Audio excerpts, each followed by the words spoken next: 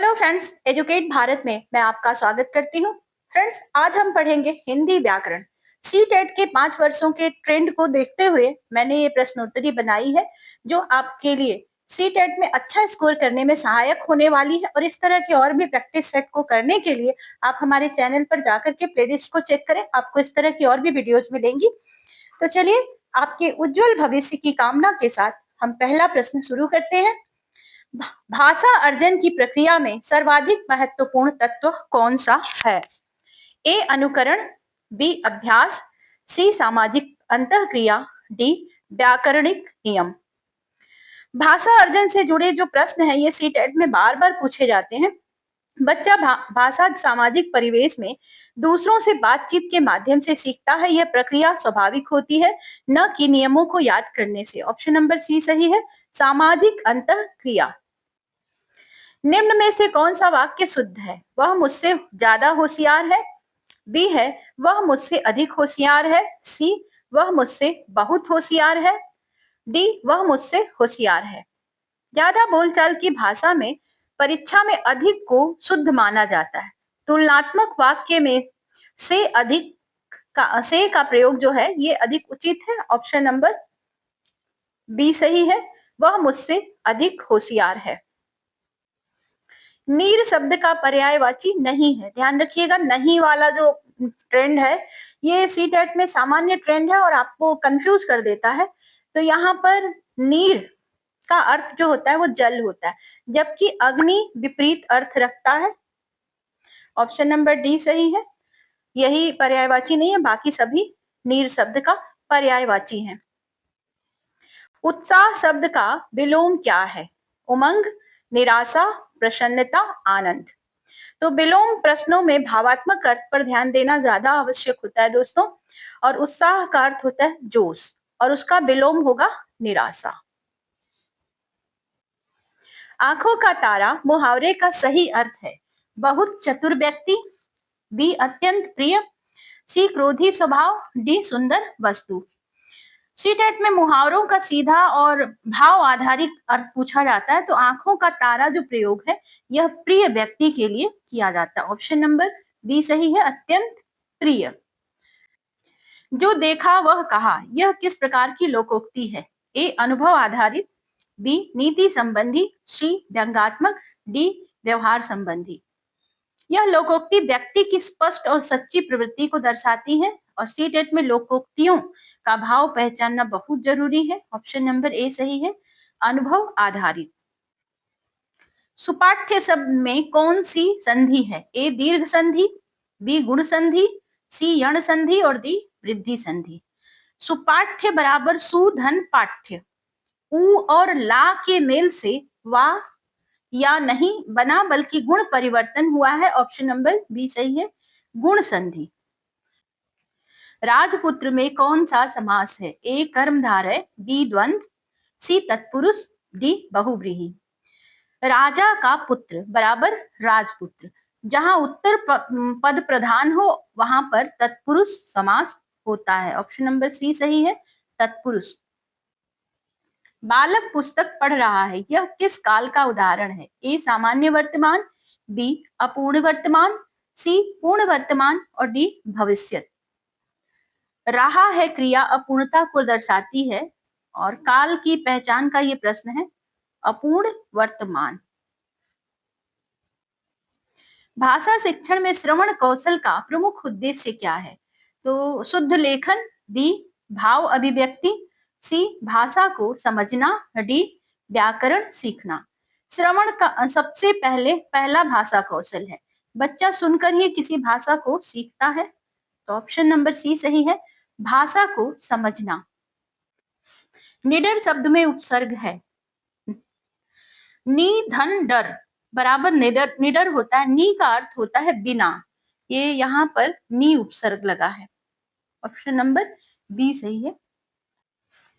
अति वर्षा से बाढ़ आई रेखांकित शब्द है। तो अति जो शब्द है ये मात्रा या तीव्रता को बताता है, यह विशेषण के रूप में प्रयोग यहाँ पर हुआ है। ऑप्शन नंबर बी सही है।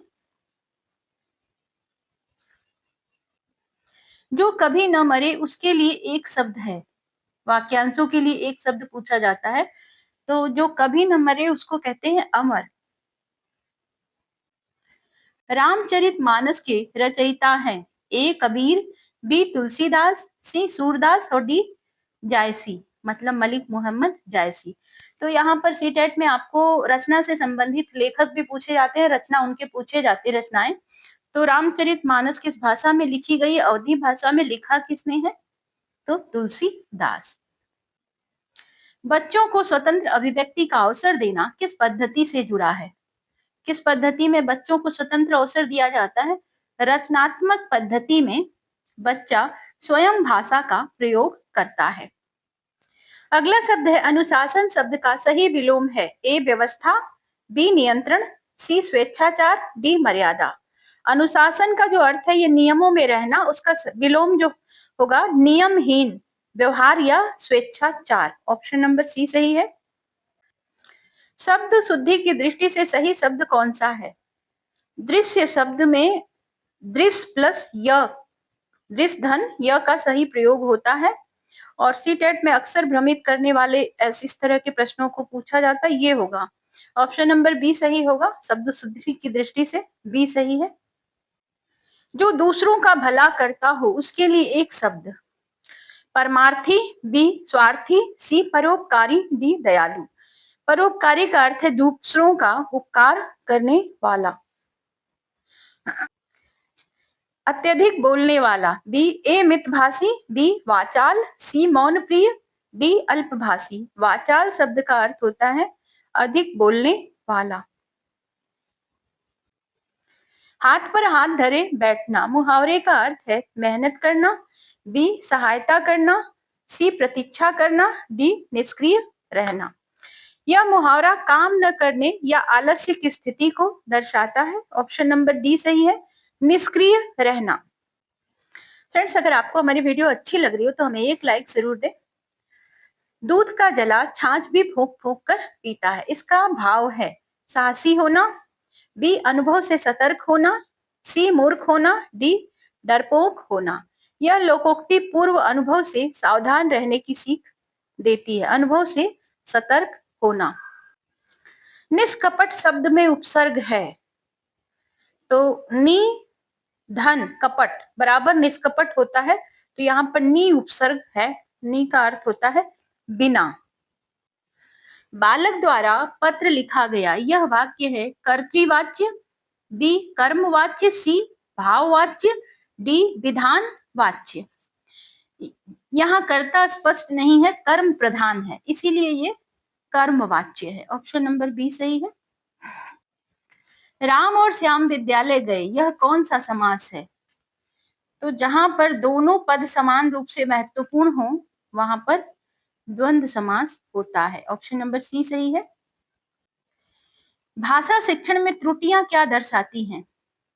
तो त्रुटियां जो होती हैं ये भाषा सीखने का एक स्वाभाविक चरण होती हैं। शिक्षक को इन्हें सीखने के अवसर के रूप में देखना चाहिए। ऑप्शन नंबर सी सीखने की प्रक्रिया। अल्प शब्द का पर्यायवाची है न्यून, अधिक, विशाल, प्रचुर। अल्प का अर्थ होता है कम, न्यून इसका सटीक पर्यायवाची है न्यून। साहित्य शब्द किस भाषा से आया है? ए फारसी, बी अरबी, सी संस्कृत, डी प्राकृत। तो कई सारे ऐसे शब्दों को दिया जाता है किस भाषा से ये शब्द हिंदी में आया है, तो इस तरह के प्रश्न पूछे जाते हैं। यहाँ पर साहित्य शब्द जो है संस्कृत भाषा से आया है। भाषा शिक्षण का उद्देश्य नहीं है ए संप्रेषण क्षमता का विकास, बी रचनात्मक अभिव्यक्ति, सी नियम रटना, डी भाषा बोध। ध्यान रखिएगा फ्रेंड्स, भाषा शिक्षण का उद्देश्य नहीं है, तो नियमों को रटना भाषा शिक्षण का उद्देश्य नहीं है।